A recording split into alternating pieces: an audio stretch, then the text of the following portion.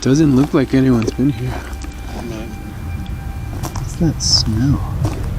This officer is, unknowingly, reacting to the decomposition odor coming from Craig Thetford's hidden body.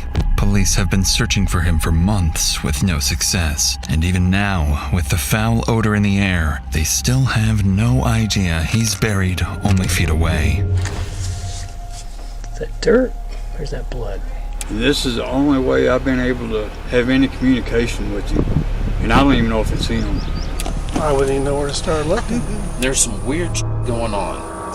Whoever killed Craig covered their tracks meticulously, using chemicals to mask the odor, disabling security cameras, and hiding in plain sight. And while detectives spend months trying to figure out where Craig went, the suspected killer quietly continues spending Craig's money, allegedly buying houses, cars, and crafting a plan to ensure they are never found. Holy smokes. Well, I want to say something else, but I don't want to implicate her. You need to say it. You might start looking in the Caribbean. Police Department! Sheriff's Office, National Soul! It's a late May evening in Cloudcroft, New Mexico. Tucked among wooded acreage and mountain terrain sits a 2,000 square foot property owned by 60-year-old Craig Thetford. He lives inside this large 3-story house with his wife Deana. The Thetfords enjoy a comfortable lifestyle thanks to Craig's roofing business. They own multiple residential properties and frequently take luxury vacations. But a few months ago, something dark took place inside the Thetford household, and it went unnoticed for weeks, until May 2025, when the Otero County Sheriff's Office receives a disturbing call. Communications on a recorded line. How can I help you? Who would I talk to have a wellness check done on an individual? That would be me. What's going on? His name is Craig Thetford. Everybody here in Texas has been trying to get a hold of Craig for nearly 2 months. Okay. We can't get a hold of his wife. We're really concerned about him because this is not like him. He always answers his phone or calls back. Even his family here hasn't been able to get a hold of him. Nobody can get a hold of him. On the line is Larry Scott, requesting a welfare check on his friend. But something about this call is different. As Larry explains, nobody has seen Craig or his wife for months. A detail that's highly unusual since most missing person reports come within days. Following this, officers are dispatched to the address to conduct a welfare check on the Thetford couple. Once they pull up to the long driveway and step out into the mountain air, they can sense something is off about this place.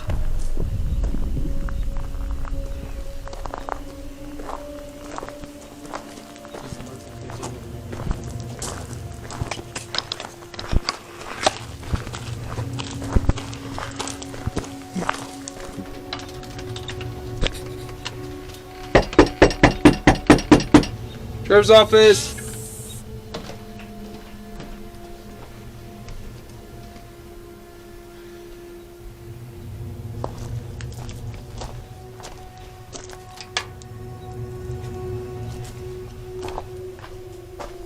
Can you see anything through the windows? Yeah, I got a pretty good look through the windows. Doesn't look like there's anyone in there. As officers walk around the residence, they notice the sheer size of the property, with multiple carports and outbuildings. Lights are on throughout the home itself, but strangely, no one answers the door. Looking through the windows, one officer notices several boxes stacked, suggesting that the couple might be in the process of moving or had already left. As another officer circles towards the carport, he hesitates. There's something odd about the air around him. I got a pretty decent security camera on the back. Doesn't look like anyone's been here. What's that smell? Coming from the carport, a faint, strange odor drifts through the space. But up in the mountains, with wildlife and wooded terrain, unusual smells aren't uncommon, so the officer brushes it off and moves on. With the home appearing vacant and no immediate signs of foul play, cops call it off and leave with the impression that the Thetford couple likely moved out and simply forgot to inform their friend Larry. Unknowingly, officers are walking away from the first signs that something far more sinister is at play. The next day, things begin to shift into something more serious as police receive a second call about Craig. However, this one carries more concerning details than the last. Telecommunications on a recorded line. How can I help you? Okay, this is going to seem really, really strange. About 4 months ago, my grandpa had went off the face of the world, and he's a volunteer firefighter up there. He loved to do it. He talked to me about it all the time. And so I'd like to place a wellness check. But the only person that said she's talked to him in 4 months is his wife, and apparently now they're getting a divorce. He's doing a whole bunch of stuff, but I don't believe it. It's not my grandpa. It's just really strange. What's his name? Craig Thetford. And what's your name? My name is Cody Gibson, and I'm his grandson. His wife is supposedly in Texas getting a divorce. With yet another welfare check request from Craig's grandson Cody, a clearer timeline begins to form. It now sounds like Craig hasn't been missing for 2 months as previously believed by his friend. Instead, he hasn't been seen for over 4 months, which is even more alarming. Additionally, the reason no formal missing person report was filed starts to make sense, as Cody goes on to explain that his grandfather's wife, Deana Thetford, has been telling everyone that Craig is in Mexico with another woman after filing for divorce. A story that doesn't sit right with Craig's grandson. Following this second call, Otero County Sheriff's deputies are dispatched back to Craig's house. This time, instead of simply knocking and leaving, they widen the scope. If Craig and his wife aren't inside the house, maybe someone nearby has seen or heard something. So deputies begin canvassing the surrounding properties, a decision that will quietly kickstart an investigation into what may become one of the most elaborate and twisted homicide cover-ups they've ever handled. Deputy Pintor with the Sheriff's Office. By chance, have you seen your neighbors over? No, sir, I hadn't. I've been really worried about him. Okay. Since January. And we were real good friends and everything. Okay. And we were both on the James County Fire Department. Mm-hmm. And then come January, there was just no contact. No contact at all come January? I got him. I was on the James County Fire Department there for about 5.5 years. Mm-hmm. And when he moved up here, I talked him into it. Okay. And I mean, we were real good friends and everything. Yeah. And then Josh over here, we got him on the fire department. Josh and Heidi here would know more information about them because okay. I know. Do you know what the address is over there? It's just that A-frame right there. This one right here? Yeah, this one right here.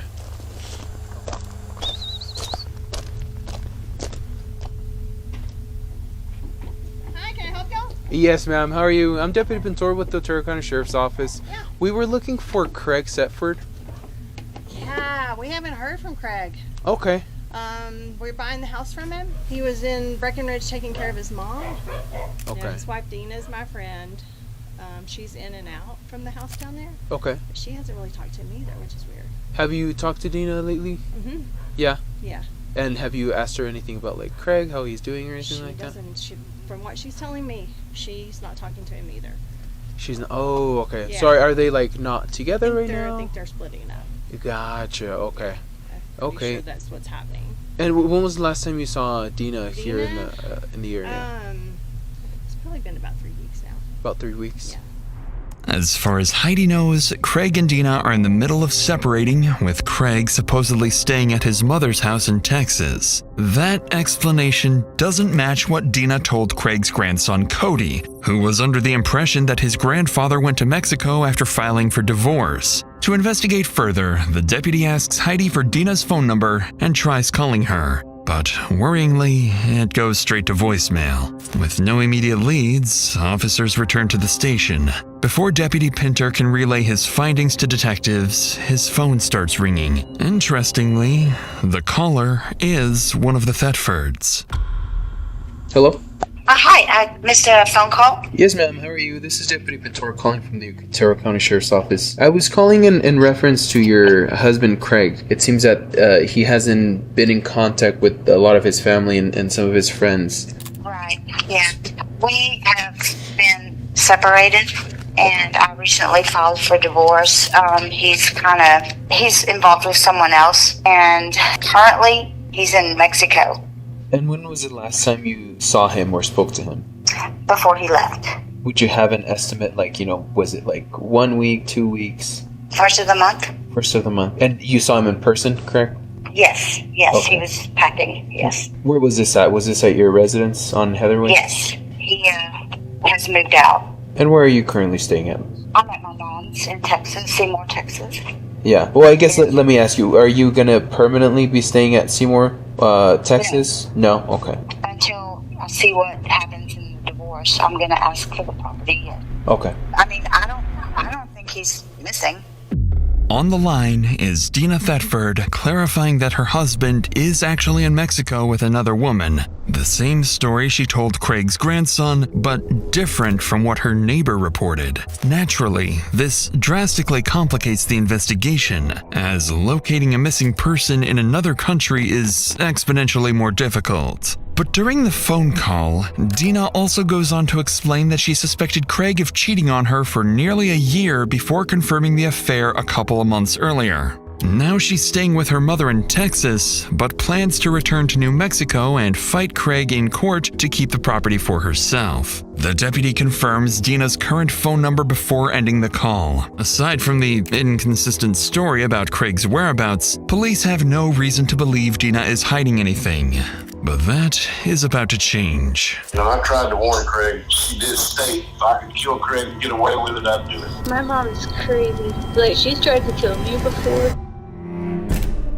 In the days that follow, Craig Thetford is officially entered into the FBI database as a missing person, and the case is assigned to Detective Bobby Curtis with the district's Major Crimes Unit. As Curtis begins digging into the couple's background, one detail immediately stands out. Craig is Deana's fourth husband. She had already been married 3 times before, and those relationships seemingly ended under troubling circumstances. So Curtis decides to call the people who might know Deana best, her ex-husbands. And what she's about to hear may not just explain where Craig is, but also what really happened to him. I got a voicemail from you about an hour ago, I guess.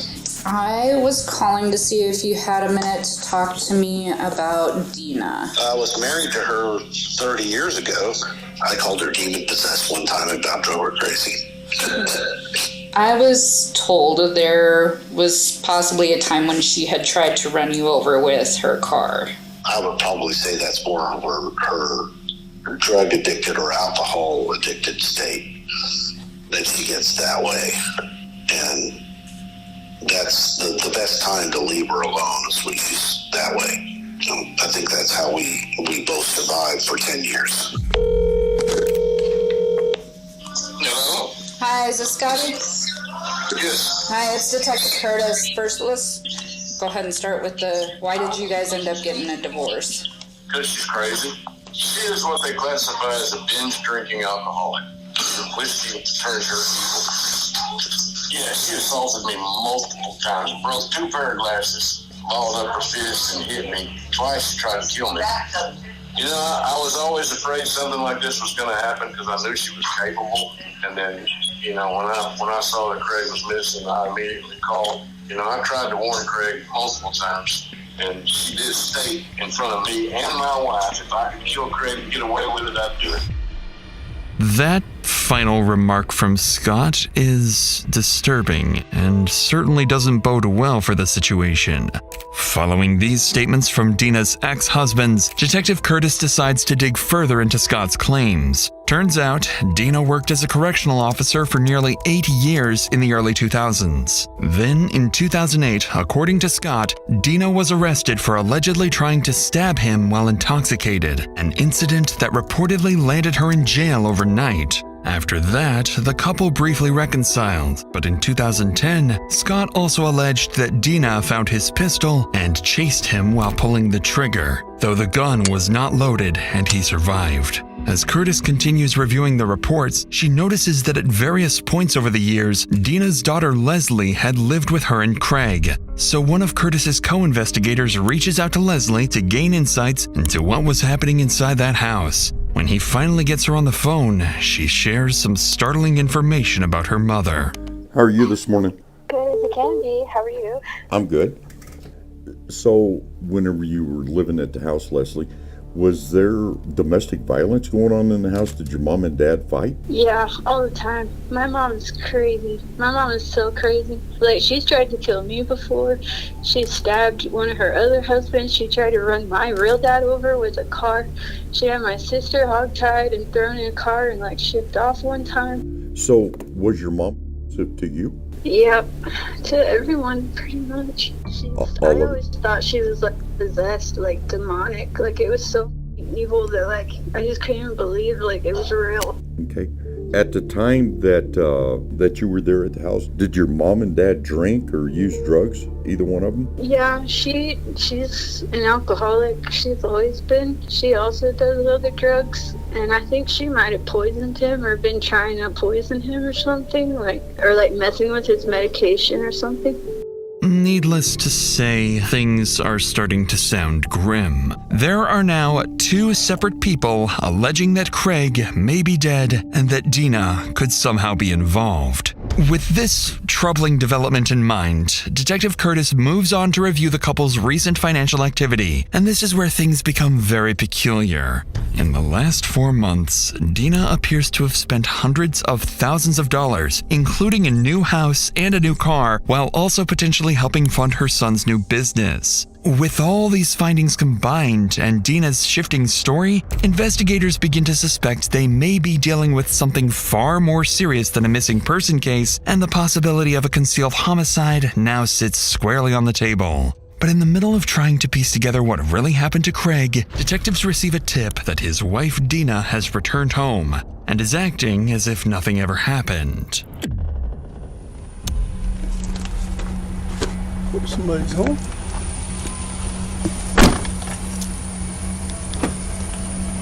Following this, Deputy Roger Schoolcraft is sent to check if Deana returned home and can provide any answers. In a few seconds, he will come face to face with the one person investigators now believe may be their prime suspect. But before Deputy Roger, who's on the verge of hearing a story that may explain why Craig truly vanished.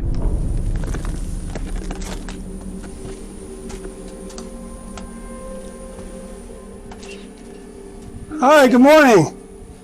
Deana? Yes. Hi. Good morning, good morning. Hey, I'm doing some I'm Roger, I'm sorry. Roger Schoolcraft. Nice. Deana? Yes, I think we met at a football game. Probably did. I'm trying to do some follow-up on Craig. And I thought maybe I could meet with you and maybe you could try to kind of help me and give me some information. And can we sit somewhere? Or? All right. Kind of chilly. I know. Okay, well, obviously we got some calls because people haven't been hearing from her or anything, so you being the wife, you might be able to help me. Right, it's his mom. I talked to his mom. Oh, really? So you guys aren't... No, we have been having some issues. Okay. I guess you would say we're separated. How long's that been going on?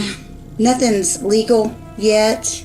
We just haven't been spending any time together since at least February. February. Early February, late February? Late February, or mid-February. Since mid-February. Things weren't working out, so you left, he left, how did that... He left. He told me, well, he first went to Texas because he said he needed to go help his mom. So he left here to go help his mom? That was what he said, yes. I've never really had any reason not believe what he said. And that was like the second week of February? You'll have to bear with me because I don't keep track of time. Even though Deana doesn't keep track of time, she does seem to keep track of other things, like the details surrounding Craig's disappearance. Within just a few minutes of their conversation, Deputy Roger notices that Deana slightly adjusts her explanation about Craig's whereabouts, now claiming that he simply told her what he was doing, and she had no reason not to believe him. But as the pair continue rehashing the details, Deana begins to visibly sense that Deputy Roger isn't convinced. She appears to have no idea of the amount of suspicion that's been mounting against her. In reality, Deana is well prepared for this moment because she's about to present what she believes is concrete proof to validate her story and put an end to the growing suspicion around her. I've never had a reason to doubt it, but now I do. I mean, I think that he has hooked up with some youngsters that are doing these classes, and I think he's reliving his youth, and he's ready for me to get out of the picture. But where would he be doing that at? Mexico, I guess. Mexico. But when I would come home, I mean, he's been here. It got to the point where he would just leave me a note, like that one over there. Now there's been several. This is our communication right here for the last 2 months. Okay. And there's been several, but this is now this one is from not like 2 weeks ago. Okay, and you this is your handwriting and that's his? Yes, because his family's been calling me, where is he? You know, and I'm like, I know as much as you do. Where's El Salto? Mexico. And he has friends in El Salto, or he went? Goes, El Salto is a trophy bass fisherman. Oh, okay, yeah. I'm a big bass fisherman too. Yeah, I think this would make like the 3rd time he's been there.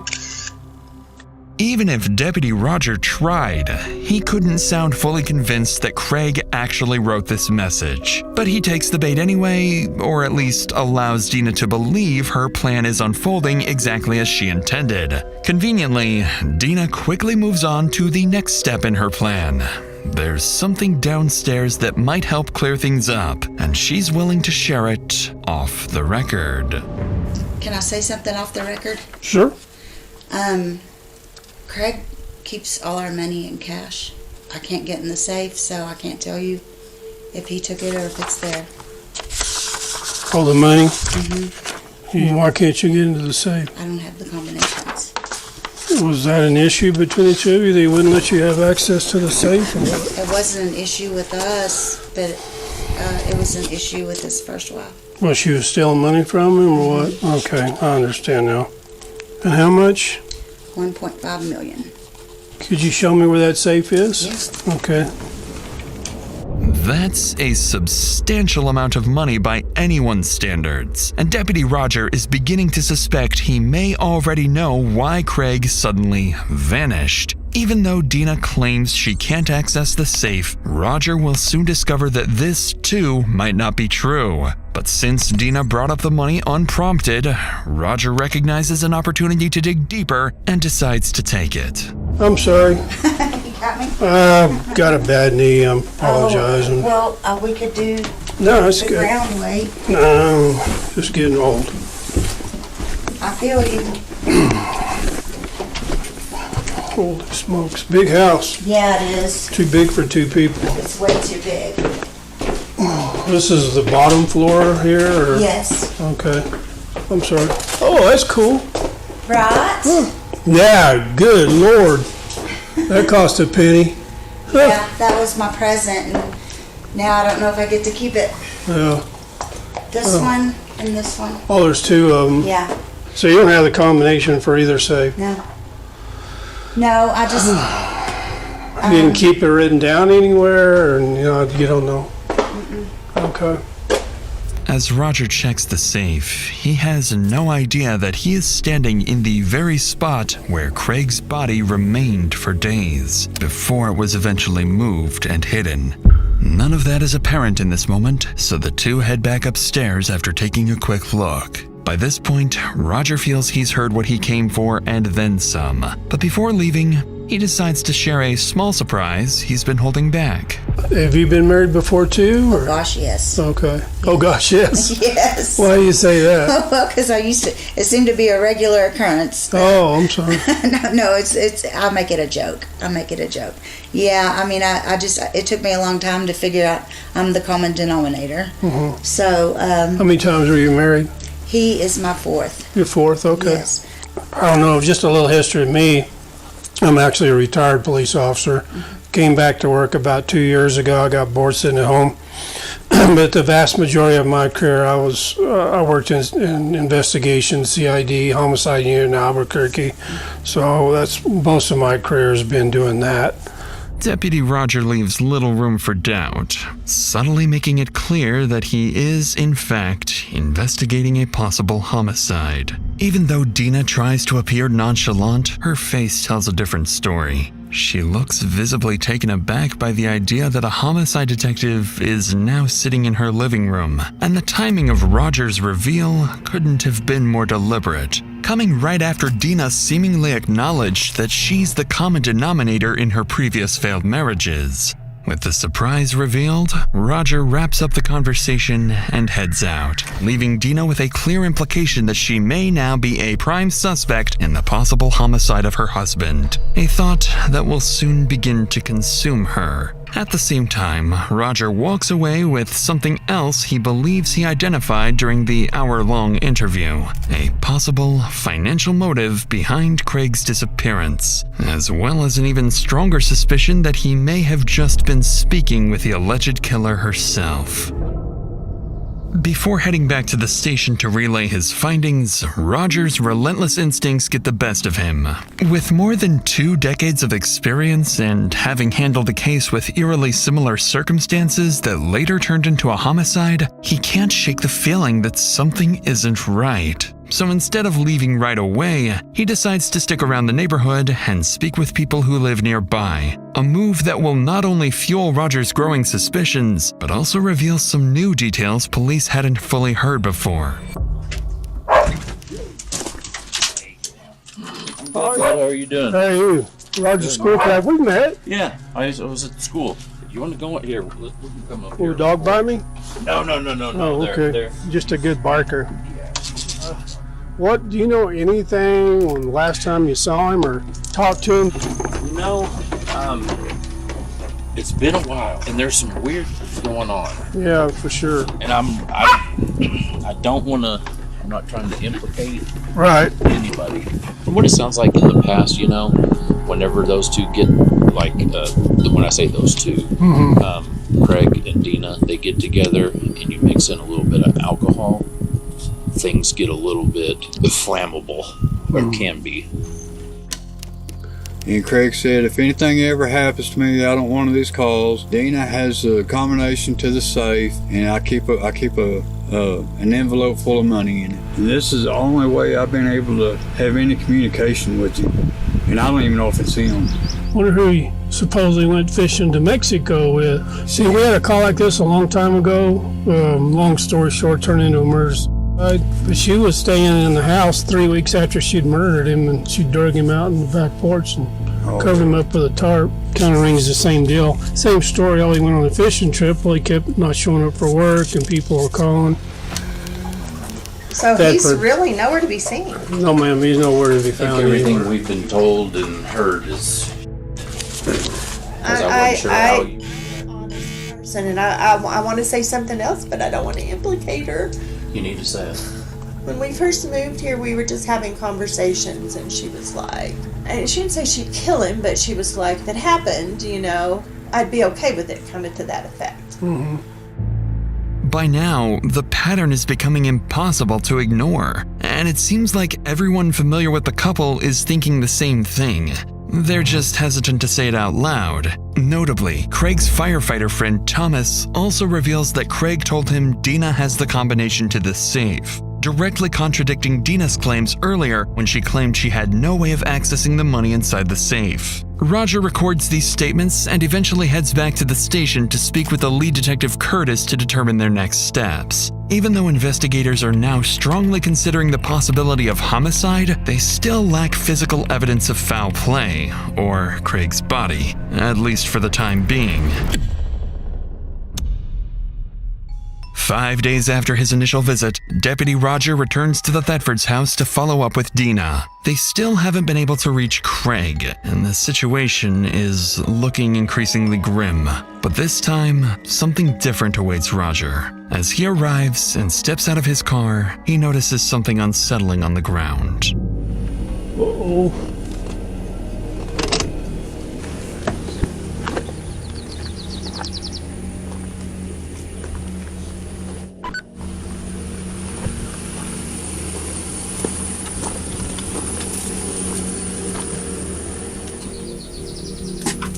Good morning. Come on in. How are you? Good, how are you? Good, good. I was about to make some coffee.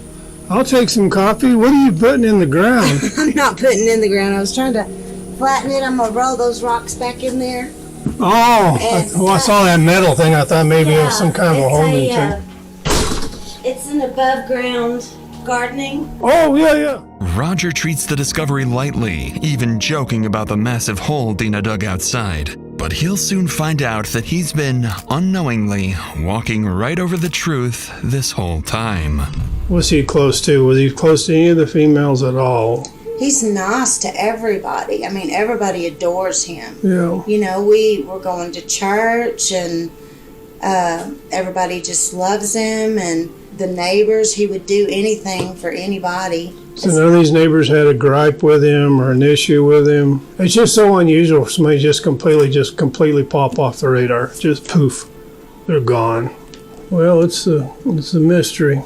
I just keep thinking he's maybe got an enemy that we're not aware of, or somebody that felt like they had something to gain. I think, you know, if I had just left when he told me to, then none of this would have happened. With this statement coming directly from Deana, she has effectively pointed the finger at herself. Whether she realizes it or not remains to be seen. With the remainder of the conversation yielding no new leads, Roger wraps up his second visit and heads out, still empty-handed. But as he leaves the property, Roger has no idea that this might be the last time he ever sees Deana alive. In the following weeks, things begin to escalate dramatically as Deana appears to have vanished. Any phone calls from detectives went straight to voicemail, and police were unable to locate her. Investigators also caught wind of rumors alleging Deana was talking about fleeing to Jamaica or taking her own life. However, there's a huge development that's about to happen today. Because sometime in the afternoon, an old co-worker of Deana from her prison job calls lead detective Curtis with an explosive tip. Hello? Hi, is this Andrew? Yes, ma'am. This is Detective Curtis with the Otero County Sheriff's Office. I had a message that you had called. Yes, ma'am. All right, what can I help you with, sir? I recently got in touch with an old friend of mine. She was married to that dude, and apparently she said she shot him. I have a conscience, and I couldn't just not say nothing. Can you tell me her name? This is his wife, Deana. Did she tell you when? No, ma'am. I don't know none of the particulars. What everyone has been anticipating this entire time has finally come to fruition. Seemingly straight from Deana herself, according to her old friend Andrew. However, without a body or hard evidence, Detective Curtis can't obtain an arrest warrant or press any charges. But not long after this call, another development takes place. This time, police catch wind that Deana was at her mother's house in Texas and attempted to take her own life. Detective Curtis realizes how quickly and dangerously the situation is escalating. If Deana manages to flee, or worse yet, takes life, they may never find Craig's body, and the case is doomed to go cold. With that possibility looming over the case, Curtis decides to act fast. She obtains a search warrant for Craig's house and begins coordinating with the Major Crimes Unit to execute the search, find Deana, and, more importantly, uncover Craig's body. As coordination is underway, Curtis sends a group of detectives and heads out to Deana's mother's residence. She needs to figure out why Deana is trying to harm herself. So watch this if they get stuck in here. Hi, Mary. I'm Detective Curtis with the Sheriff's Office in New Mexico. Is it okay if I come in? Sure. I understand that these guys updated you on why we're all here. Yes. Okay. We're hoping that maybe we could talk to you a little bit about everything that's going on, if that's all right. Deana tried to take her. Did Deana tell you why she wanted to take her? No. No? Did she have a method she was planning on using? I don't know. She didn't say that.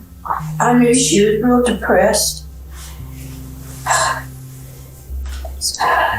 But I didn't expect any of this. About how long has she been back here? She started coming back off and on.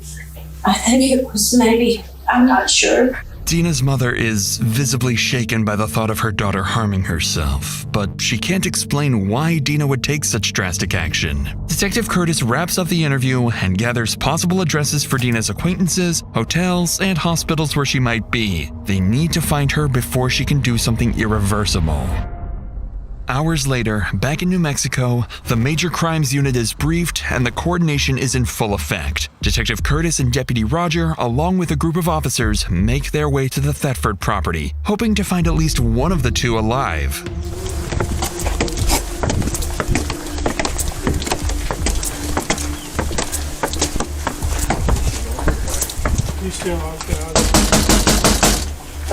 Sheriff's Office!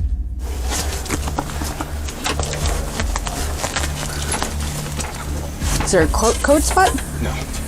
Let me check these other doors. No. This one's already been forced. It's already been what? Huh.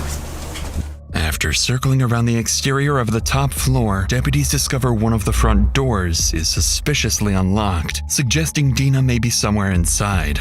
Officers decide to conduct an initial sweep for potential threats. Given Deana's violent past, her prison officer background, and the murder allegations hanging over her, deputies can't be too careful. One of the deputies has a code for the garage door downstairs, and that's where they decide to make their entry. Through the garage! Grab this one. That door's there. Sheriff's Office!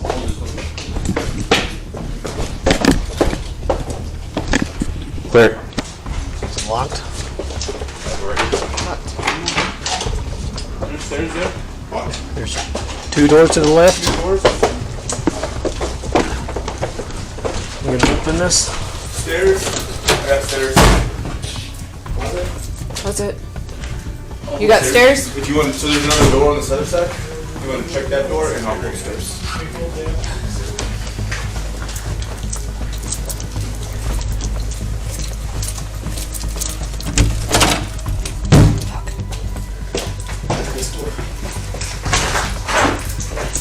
I got another door. Alright, behind you.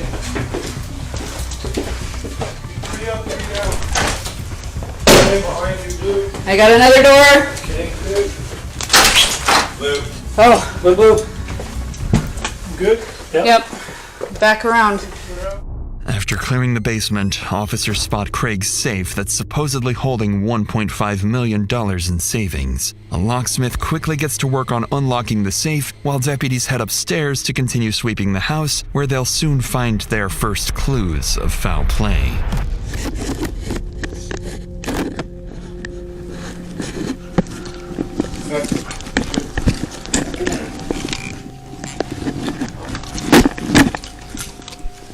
Blue.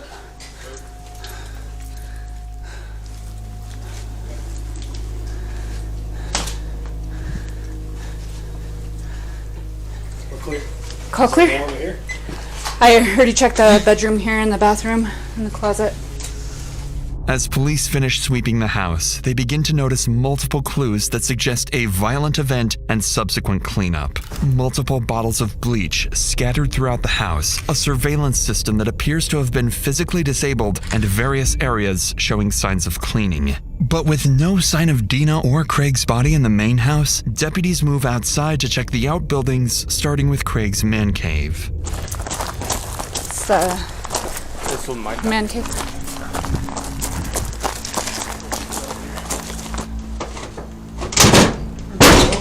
Good job, gentlemen. Police department! Sheriff's office announced yourself! Search warrant! Looks like you have an upstairs.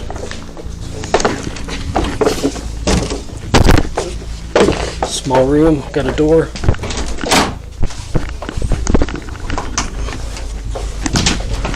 Small room coming out. Okay, small room. Light it up. Clear. Clear. So I'm looking to see if there's any cameras, but I haven't seen. There's cameras on the back side of this house. Yeah. Which is good if we find anything. I'm sure she destroyed it if there was any. Is that dirt? Or is that blood?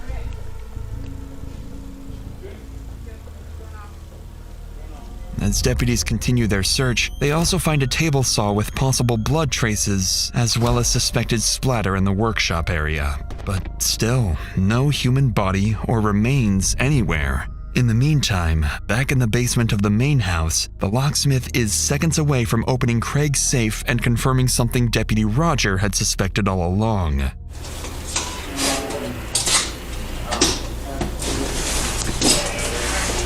Let me get a photographer over Where here. do you guys want us? Over Just here in the corner? on camera. We can get out of here for a minute if you'd like. No, you're good. We're good. Bunch of ammo. Rifles, pistols. Yo, I have it all. Holy smokes. Kimber is missing. I don't want to destroy this. Looks like it was 44. 4,200? Okay. She missed it. Yeah. 10,000, 4,200, 70,000. 84,200 right here.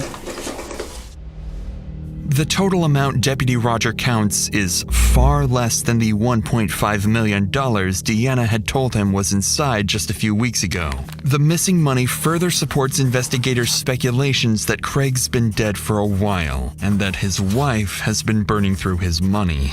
The area is vast, and if Craig had been buried somewhere beyond the property, finding him could take months or longer. What officers don't yet realize is that Craig's body has been hidden in plain sight the entire time. As the search continues, a detective back at the police station gets a call from someone all too familiar with Deana, her daughter, Leslie. The last time the detective spoke with Leslie, she revealed startling allegations about her mother's behavior during the time they lived together. This time, however, Leslie has critical information to share. Details she and her siblings supposedly knew for a while, but she's the one who finally decided to talk. Randy, it's Lizzie, and I have Leslie on the line. Leslie. So I told her that I had kind of filled you in, but I was going to let you ask her any questions you might have. Okay. Hi, Leslie. How are you this morning? Oh, you know. Hanging in there? Yeah. Well, good.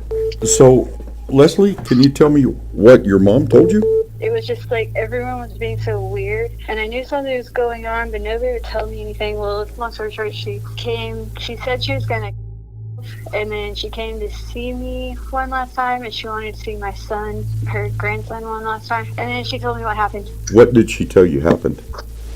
That Craig pushed her down the stairs, and she shot him, and he fell into the pool room. She left him laying there on the floor for like a day, 2 days and a half, and then she wrapped him up, I don't know, rug, plastic wrap and stuff, and then they tied that up with a tractor, and they moved him with the tractor to the carport. Did And you? there's 2 carports over there. And I kind of have the feeling that he's probably in the one by the bunkhouse where he used to park, like, underneath the tractor, or, like, something parked on top of him. Like, it might be, like, they might have dug, like, a little hole or something. It's like a hidden in plain sight type of thing. So why do you think your mom called you? Well, I was the last one to find out. My other siblings had already known for a long time. She said she wanted to, like, unburden herself. All my siblings and everybody was, like, acting so weird. Then my sister was crying and everything, and she asked me to come to her house to see her. So I went to her house. And then after I got back from there, like, everyone cut contact off with me. And I haven't talked to them since then.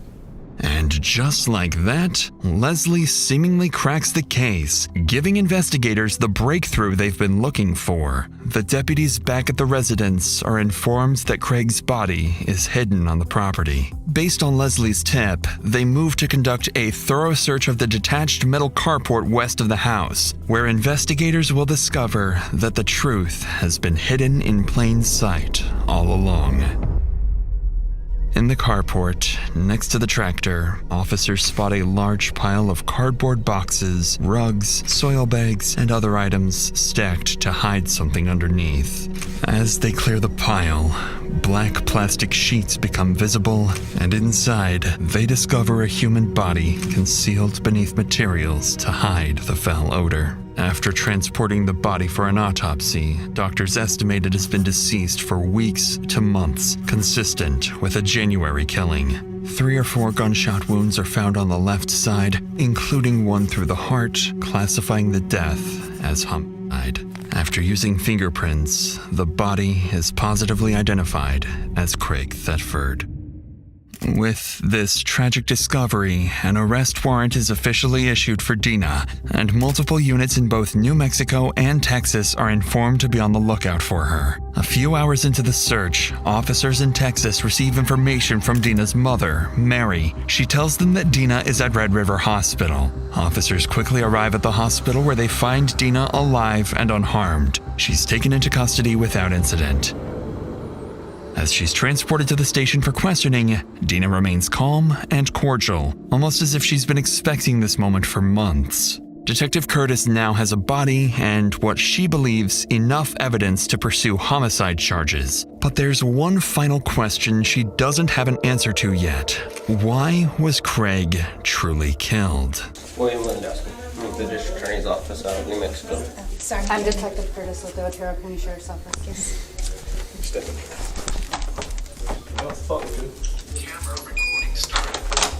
So, I'm sure you understand why we're all here? Yes. Did you get a copy of your arrest warrant yesterday? No, I haven't gotten when a you were copy picked yet. up? Okay. Anything by anybody, anywhere. Okay. And I'm just going to tell you right now, I'm going to need a lawyer. Okay. And that's as far as I want to go. Okay. This is my plan because I don't know any better, any other way. I don't either, unfortunately. They don't let me get very close.